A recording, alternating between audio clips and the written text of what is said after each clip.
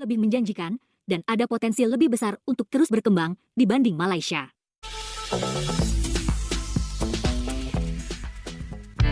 Assalamualaikum warahmatullahi wabarakatuh. Salam jumpa kembali dengan channel ini, Nasikin BM.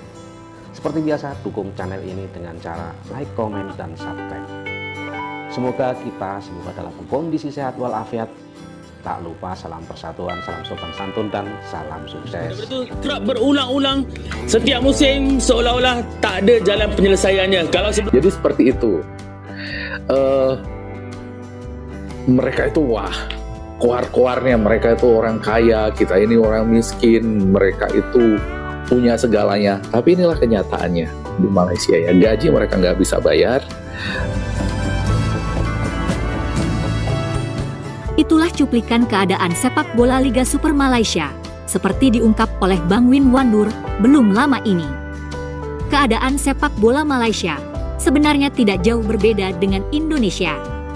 Artinya, sepak bola di Malaysia pun masih amburadul dan tidak sehebat yang kita bayangkan. Nah, kenapa hal ini kita bahas? Alasan kami sama dengan Bang Win Wandur. Selama ini kita menghadapi tetangga kita, negeri kasino Malaysia, yang terlalu sombong.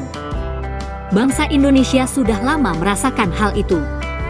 Kaum Melayu negeri kasino sudah terlalu sering menghina bangsa Indonesia. Penghinaan itu umumnya seputar keadaan Indonesia yang lebih miskin. Mereka juga tidak segan-segan menghina bahwa IQ orang Indonesia itu rendah dan sebagainya. Dan mereka juga suka memamerkan kemajuan ekonomi Malaysia. Hal ini juga lucu, karena Malaysia adalah negara buatan British dan tinggal meneruskan tatanan warisan penjajah British. Penghinaan yang lain, dan hal ini dilakukan secara sistematis adalah propaganda Malaysia mengenai kemelayuan. Mereka menyebut semua suku di Indonesia sebagai Melayu. Dan hal itu adalah bentuk penghinaan kepada semua suku di Indonesia. Hal inilah yang kurang disadari oleh kaum Melayu negeri kasino, atau biasa disebut juga Melayu palsu atau Melayu British. Nah, kembali ke masalah sepak bola. Kami membahas hal ini karena sepak bola merupakan salah satu simbol kebanggaan yang penting pula bagi negara bangsa. Ada sepak bola Malaysia, ada sepak bola Indonesia. Tapi setahu kami, tidak ada pula tim sepak bola alam Melayu atau sepak bola Mahawangsa Melayu.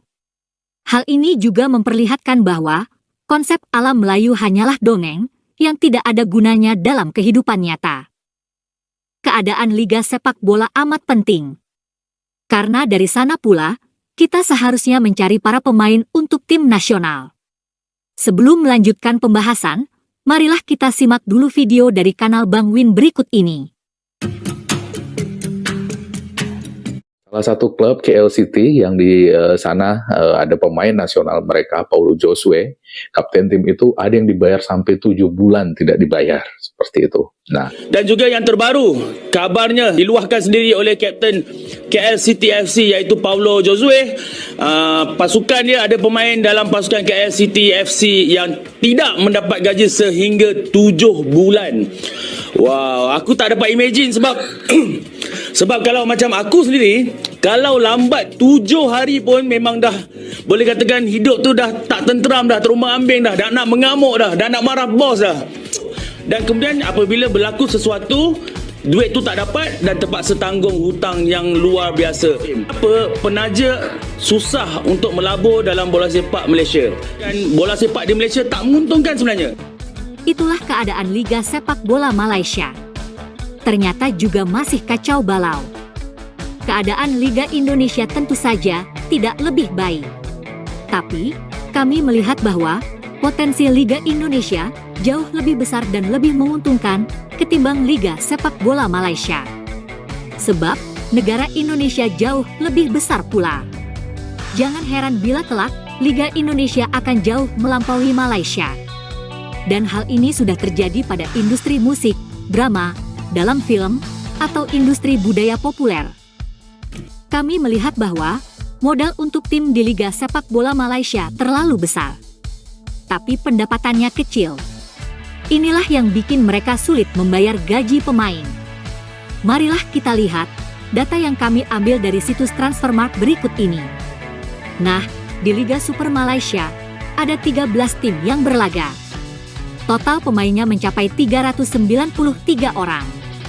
Harga transfer rata-rata pemain adalah 2,4 miliar rupiah. Dan total nilainya dari seluruh pemain di Liga adalah 962 miliar. Ini adalah nilai pasar, bukan nilai real. Bandingkan dengan Indonesia. Jumlah tim yang bertanding di Indonesia jauh lebih besar, yakni 18 tim. Jumlah pemainnya mencapai 596 orang. Adapun, rata-rata harga pemain sedikit lebih rendah ketimbang Malaysia, yakni sekitar 2 miliar. Jadi modal tim Liga Indonesia lebih rendah dibanding Malaysia. Adapun total nilai pemain di Liga adalah sekitar 1,1 triliun rupiah. Dengan keadaan seperti ini, secara bisnis Liga Indonesia jauh lebih menguntungkan. Modalnya tidak terlalu besar, tapi jumlah pertandingan lebih banyak, dan jumlah penonton pun jauh lebih banyak. Nilai siaran televisinya, nilai sponsornya, tentu juga jauh lebih besar, karena jumlah penduduk Indonesia lebih banyak.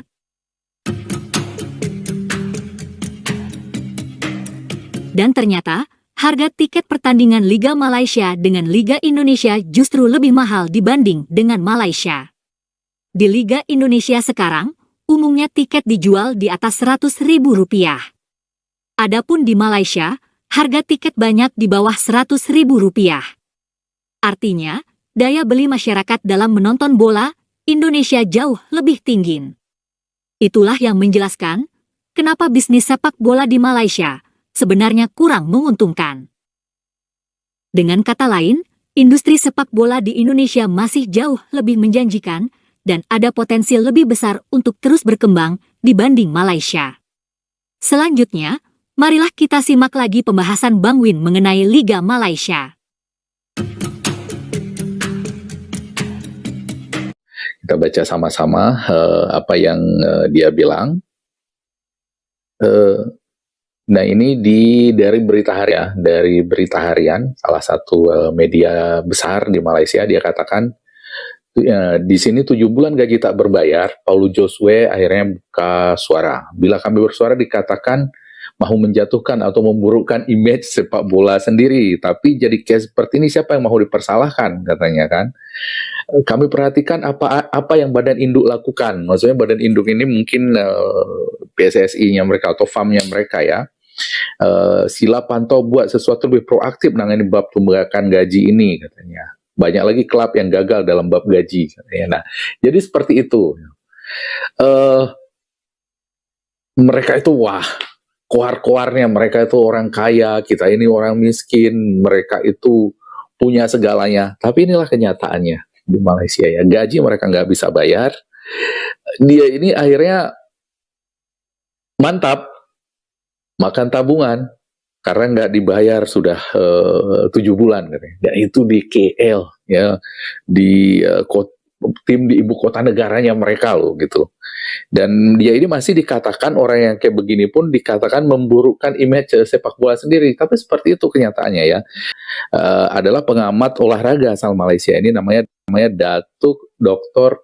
Kan Ramli ya. Dia katakan menurutnya persoalan tunggakan gaji memang sudah berkali-kali terjadi di Malaysia nih. Ini ya Datuk Kan Ramli bilang ya.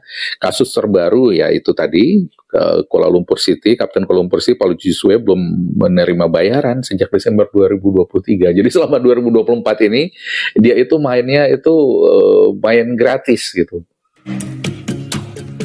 Begitulah keadaan Liga Sepak Bola Malaysia.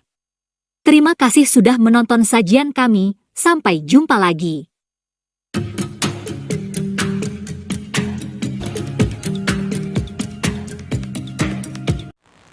Oke teman-teman, sekian saja dulu perjumpaan kita kali ini. Berikan pendapat kalian di kolom komentar.